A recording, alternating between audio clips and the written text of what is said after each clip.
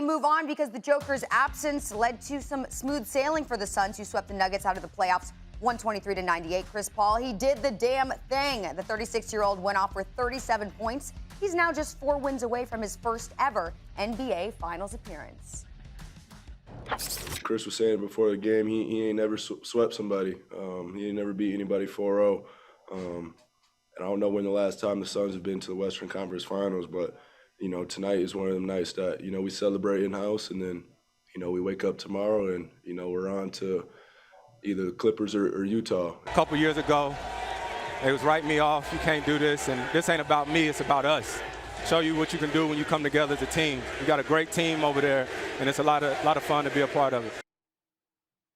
Chris Paul, you gotta love him. You saw the hug he gave to Monty Williams after the game. That was something.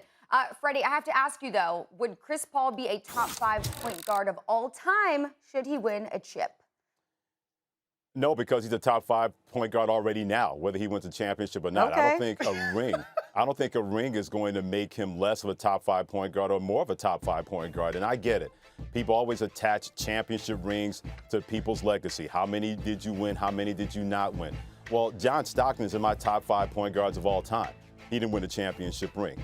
Isaiah Thomas is one of the greatest point guards ever. I split hairs between him and Chris Paul. I got between 4 and 5. I got Magic 1, Oscar 2, Stockton 3. Then I got a tie between Chris Paul and also Isaiah Thomas. I'll split the difference. I think Isaiah Thomas is number 4 and Chris Paul is number 5. But whether they win a championship or not, you can't discount what he's been able to do no matter where he's been, whether he was drafted by New Orleans or with the Clippers, and they blamed him for their fall. The Houston Rockets, they tried to blame him for that fall when it wasn't his fault. At the same time, the fact that he's been able to do this when people were trying and determined to write him off 3, 4, 5 years ago, he was a top 5 point guard, period, to me. So no matter what he does, no matter if they get to the Western Conference Finals, get to the NBA Finals, no matter what happens, he's still going to be a top 5 point guard to me. A championship ring or not a championship ring is not going to take that away in my mind when it comes to Chris Paul being a top 5 guy and a top 5 point guard all time.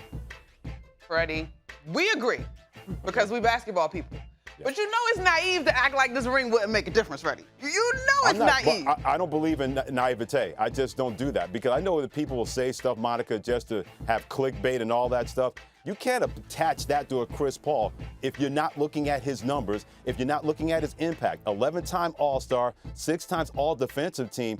Do you really need a championship ring to say, well, if he doesn't win a championship ring, boy, what a scrub he was all this time. All those plaudits don't mean anything. That's why I don't fall victim to that naivete from people because I go by what I've seen. My eyes are pretty good at my age, and I've seen a guy that has been dominant as a point guard the minute he got out of Wake Forest when he was 20 years of age. Whether he wins a championship or not does not mean he's less of a point guard. We don't attach that to John Stockton.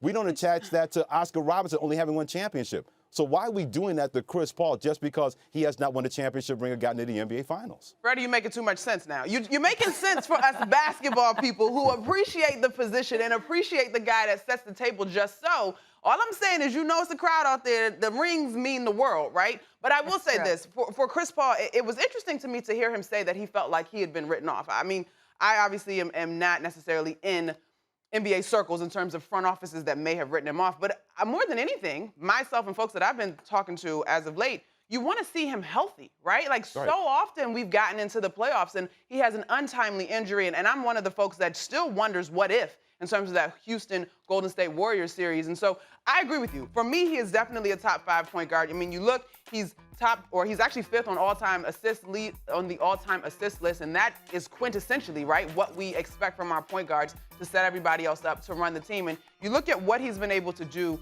over the course of this series. While Devin Booker has been fantastic, while I think DeAndre Ayton has taken the next step in his ball game, and we've seen tremendous play from the supporting cast of the Phoenix Suns, Mikal Bridges, Cameron Payne, and so on and so forth.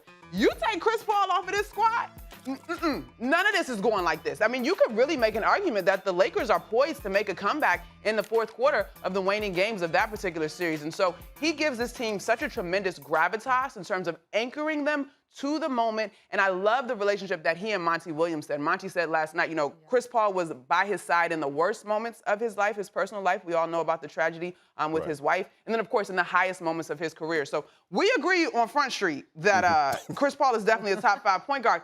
But I do have an ear that will entertain those who say The measuring stick is a ring. Now, cross your fingers, knock on wood, say prayers, whatever you got to do. Let Chris Paul stay healthy and get all the way to the finals. Absolutely. Well, here, Monica and Charlie, to your point, here's the deal. If we're going to attach rings as the ultimate legacy, then why would we talk about Robert Horry being one of the 5 greatest basketball players of all time? That conversation should never, ever come up. He was a key contributor, and people say he's a Hall of Famer. And I'm not buying the Hall of Fame thing. He was a part of 7 championship teams. But we're not having that conversation when it comes to him saying, well, 7 rings, that means he's the 2nd greatest basketball player of all time to Bill Russell. How many conversations start who's the greatest basketball player of all time? It usually starts and ends and begins with Michael Jordan. And he has 6 rings, 5 behind Bill Russell, 1 behind Robert Horry. So when people try to use that ring argument in terms of greatness and legacy with a player, at a certain point, you got to run out and run into a brick wall, because there's certain guys in part of championship teams that have rings because they were satellite players, not because they were the best thing going for those basketball teams. We need a And best we're role seeing player. that more than ever right now. What's that? We need a best role player category. Best satellite player. Robert Horry is top 5 easily. Well, in that Chris category. Paul is already making history. Last night, he became the 3rd player in NBA history to score 35 points in a postseason game at the age of 35 or older. The other 2 players to do so, Kareem and Karl Malone. Good company. Thanks for watching ESPN on YouTube. For live streaming, sports, and premium content, subscribe to ESPN+.